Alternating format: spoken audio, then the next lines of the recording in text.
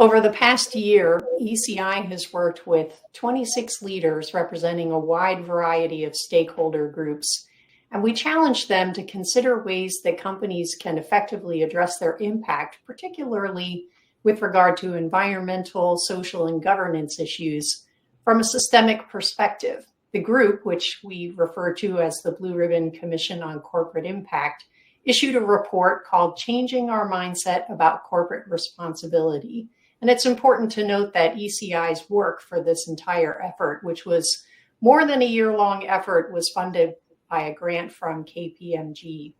And as a part of our effort to try to help folks be able to take that report and apply it, we're having a series of conversations with the folks who essentially helped us to make that project go and are responsible for a lot of the thought leadership in that report.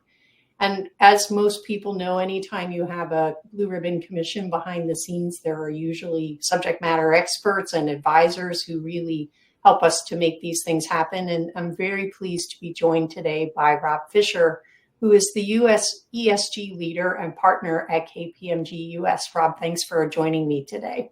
Yeah, thanks for having me, Pat. And I also just want to, again, thank KPMG for your support and your belief in this project. Without you, it wouldn't have been possible. So again, thank you. I want to kick off our conversation, Rob, by just asking you what you see as the value of the Commission's report to the work that you do. Yeah, so as I kind of reflected on it, I think three things that stuck out to me. One is just that idea of strategic alignment with corporate purpose, and how the report really emphasizes aligning business strategy with purpose and ethical values. And I think about how the right governance is just integral to strategy, such a critical concept. Not just something bolted on as an afterthought. So that's kind of one. Stakeholder impact, I think, was number two for me. The importance of embedding stakeholder impact in risk and opportunity management. Certainly, when we help clients with materiality assessments, for example, considering the broader impact on all stakeholders and promoting a more sustainable and inclusive approach to business, we think is critical. And when you think about some of these regulatory requirements that are evolving around the world, companies will be reporting under regimes like the EU's Corporate Sustainability Reporting Directive, or CSRD. They've got to very explicitly think about those stakeholders and what's decision relevant for them. And maybe the last one was kind of just that idea of how do you incorporate corporate values into operations, by design, so that as you're actually designing processes, how do you think about, how does this kind of promote and align our values all along the way? So overall, I think, just the coverage of how do you integrate ethical principles, how do you think about stakeholders and transparent practices into core strategy and operations, that's a really essential resource for me. And so I think it really can inform the development of robust, forward-looking strategies to align around sustainability, accountability, and social responsibility.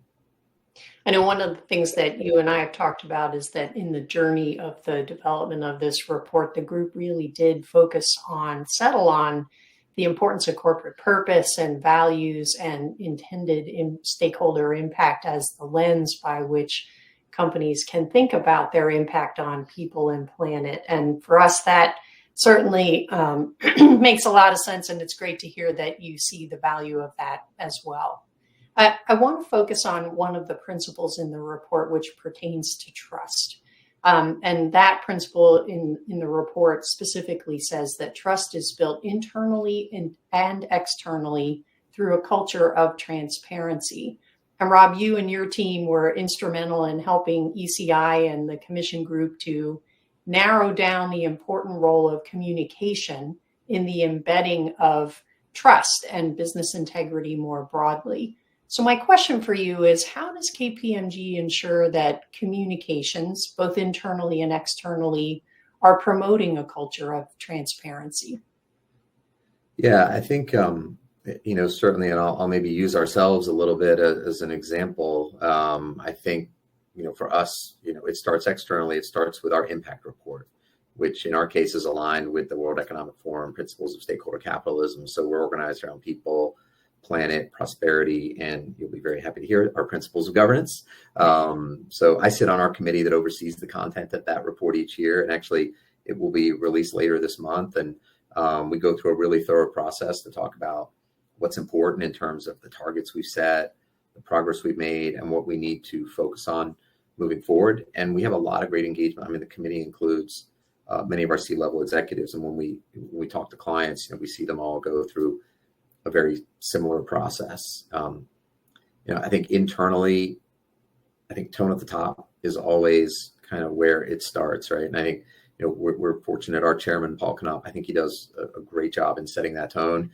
He has this regular update he provides to the whole firm called On My Mind, the Chairman's Corner, and it's kind of a short blog of the top things he's thinking about, both in terms of opportunities for us, things we need to focus on, emerging risks, and so on. It's just a great way to keep everybody grounded on the biggest topics of the day. And then certainly we have a pretty extensive cascading of information, as well as training in key areas that help further build that transparency. And I think one, kind of the interesting market corollary for us, obviously, as a consulting firm, is one of our, 3 big strategic priorities we push through our consulting business is our trusted initiative. And so that's really about how we help companies as well. How do they build trust with all of their stakeholders? And so communications is certainly an integral component there, as well as we also face the market around these issues. And certainly with transparency comes risk. So how do you protect against the risks that can come with transparency? Yeah, and so I think we try to implement a lot of the best practices we've seen, certainly that we've helped clients with. We've really tried to turn that on ourselves. I think I feel that we have a very robust governance model with expectations of, the business. They're the frontline risk management for us. But then robust second line of defense is our risk, our legal and compliance teams, and then that additional third line oversight by internal audit, and of course, ultimate oversight by the management committee and our board. But it really starts with, unsurprisingly, having the right governance model, and then you have to make the necessary investments in the people, the processes, and the technology in order to have the right safeguards in place, both from a preventive and a detective control perspective. And how do you measure indicators of trust? What are the things that you look to? Yeah, well, I suspect we're no different than many of the other organizations on the committee, and more broadly. We measure a lot of things, I will say. Internally, we have employee and partner feedback surveys, both larger ones we conduct on a regular cadence, and pulse surveys around specific topics.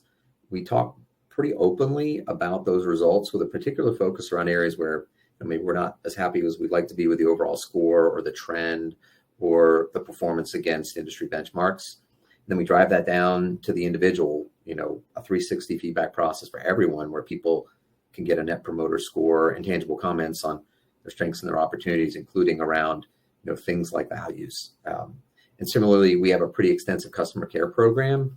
So getting formal feedback on proposals, both when we win and when we lose, as well as getting engagement specific and broader client relationship feedback around, what does our trust look like with those organizations, their net promoter score and things we can track in terms of progress over time, and of course, make changes where needed.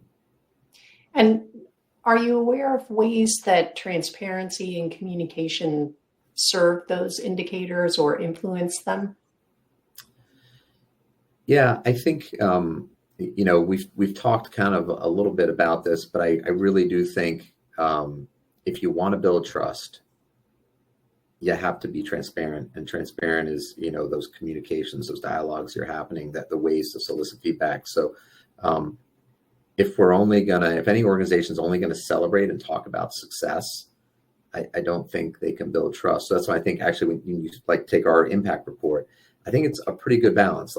We certainly are going to be proud of things that we've gotten done, but we all are also calling out those areas where we think we need to get better, and what are we planning to do about it?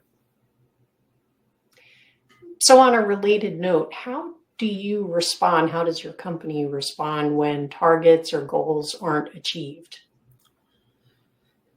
Yeah, well, I think, we've probably hit on it a little bit, but one is, I think first you have to be internally honest. So we set out goals and targets, and what have we learned? Perhaps if we're not where we want to be, as with any organization, okay, Um, One, is the target, is the goal the right one? Making sure we still are aligned to that. And, to the extent we confirm, yes, this is still a critical goal, a critical target for us, how do we then move forward with an action plan to do something about it? And how do we, transparently communicate what those things are that are going to be different? I think, a lot of times you'll find, and you've certainly seen this with clients as well, I think that your stakeholders, your employees, your customers, et cetera, they appreciate the transparency and the honesty. How many times have you sort of said like, okay, it's not necessarily, that you had an issue or had something go on, but it's like, how did you respond? Right. And I think when you respond with transparency, I think, in general, the market, your people, they appreciate that. And they give you the space to, take the action and drive forward to a better space. And so you mentioned this earlier, but I want to circle back to it to just get your thoughts about the role of purpose and values in communications, particularly when you're sharing good news or bad news. What's been your experience in the effectiveness of that? Yeah, I think it's a good question. I think when we work with clients, when we work with ourselves, this idea of just being very plain spoken, we're a consulting firm, so sometimes you've heard the word consulting speak, right? I think you've got to, for us in particular, you got to really cut through the consulting speak to make sure you're, identifying the problem and saying, okay, here is the current situation, and here's, to the extent there's a set of salient facts that should be talked about, you're clearly communicating those. But then just having the intellectual honesty, talk about, okay, what are we going to be doing differently moving forward to get to a different outcome? And in some cases, it's not entirely inappropriate often to reset a goal, reset a target. If it's, if you've learned more over time, like a lot of times the world is moving around you as well. So your goals and targets don't live in a vacuum. So I think it's just important to acknowledge what are the factors and then move forward with transparency about what you're doing differently, including any revisions you may need to make. And certainly one of the things that we talked a great deal about in the report, especially around transparency and building trust in particular, is having an environment where people, particularly employees, feel safe in coming forward to raise concerns and to be able to flag issues before they become significant. And so I'm interested in your thoughts about the extent to which KPMG has a speak up culture, how you've been intentional about creating that kind of psychological safety so that employees do feel they can freely share when there are concerns or questions, missteps, any kind of issues on the horizon. Yeah, well, I love this question because, I'm very passionate on this topic. And we have 5 core values: integrity, excellence, courage, together, and for better. And we've gone through exercise where we have to name our favorite of the values, and mine's always courage. And it's my favorite because it's all about having courage to speak up in the difficult moments. And I do believe really passionately that our culture really reinforces that. And more specifically, we have an ethical decision-making model in place that I know every single person in our organization is deeply familiar with. I know that because it's a huge part of a lot of mandatory training that we provide to all of our professionals. And the team that produces that content for us, they just do an amazing job of producing like real world examples, challenging situations, and showing you how those get worked through to help everyone understand like how to make like really difficult decisions and how to speak up in moments that matter. And I think, it's on the organization to provide the framework that then gives, individuals the psychological safety to know it's entirely, not only is it okay to speak up, it's absolutely, critical that you do speak up when you see something that requires it. So, yeah, you got a little passion worked up in me there, Pat. Well, I'll just add from my perspective, having had some insight into the work that your firm has done to try to create a speak up culture and have an anti-retaliation program in place that you are often one of the organizations I refer people to when they want to know what best practice looks like in trying to address these issues. Nobody ever gets it 100% right because there are always issues and always concerns that employees have, but KPMG has really done some magnificent work in that area. So kudos to you, and your passion around it, I think, is a great reflection of that. Well, Rob, thank you for taking a couple minutes to talk with me. Thank you for all the work that you did to help us to bring this report to reality. And certainly we appreciate the work that you do. I just want to point out for folks that have listened to this video or watched this video, I suppose, that the report is available on ECI's website. You can access it for free. It's available at www.ethics.org. Thanks, Rob. I appreciate it. Thank you.